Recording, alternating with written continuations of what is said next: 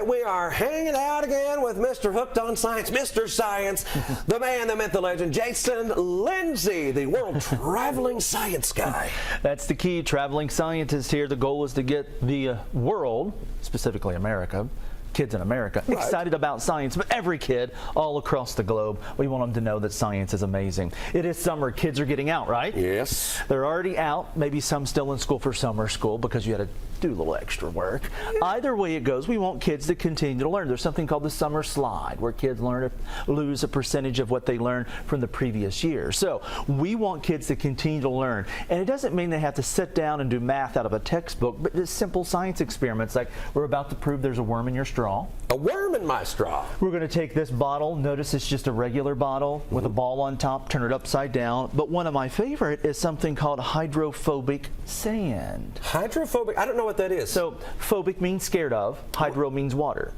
So it's scared of water. Oh, is that what that means? So what we will do is we will pour this in here, or I'll let you do it, and you will notice the sand does not get wet. So I'm going to set it here so our camera folks can get a focus on that container of water. Which way are we going? You're going to pour that in there, but do it slowly. You can create your own hydrophobic sand by going to your craft store and getting sand, and then spraying waterproof spray on it, which you might put on your boots. Yeah, so stuff. Thoroughly spray it on there, mix it up, keep spraying, and it'll do the exact same thing. So hydrophobic, again, hydro water, phobic, scared of, water, pour it in there and let's see if it gets wet. I'm going to slowly do it because you said slowly. Right in the middle, right in the middle. There we go. Do you see that on top? Oh, it's just... No, look at the... Oh. As it sinks down in there, it kind of stays dry. Look at that. Oh, it's like going into like little nuggets. It's like blobs. Yes. Isn't that pretty cool? That is really, really cool. So what we're going to do next is we're going to pour that water off of it into this cup.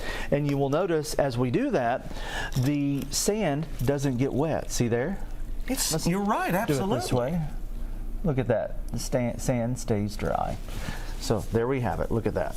I mean, all that's left is some leftover water that was in the actual cup itself. But the sand itself... Well, you know what happens at the beach when you get it wet.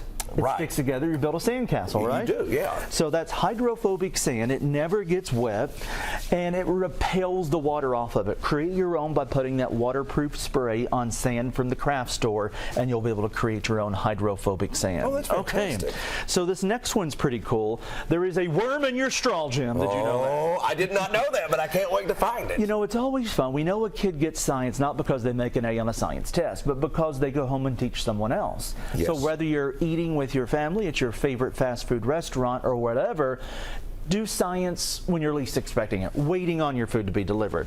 Grab a straw, and what you're going to do with your straw is you're going to squash the wrapper all the way down as far as you can get it. Okay, just like that.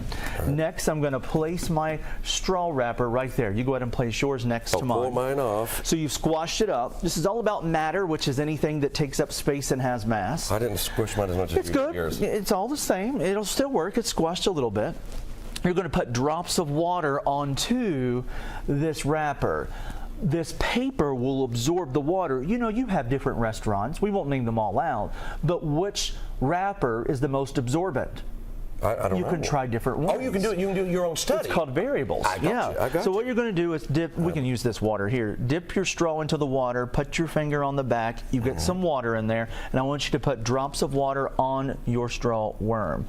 Do you see it moving? Oh, I do see it moving. Ooh, it really does look like a worm too. It does. All right, Jason, we've got about 10 seconds or so. 10 seconds? Okay, I have a bottle of water. I'm going to quickly overfill my bottle of water like this.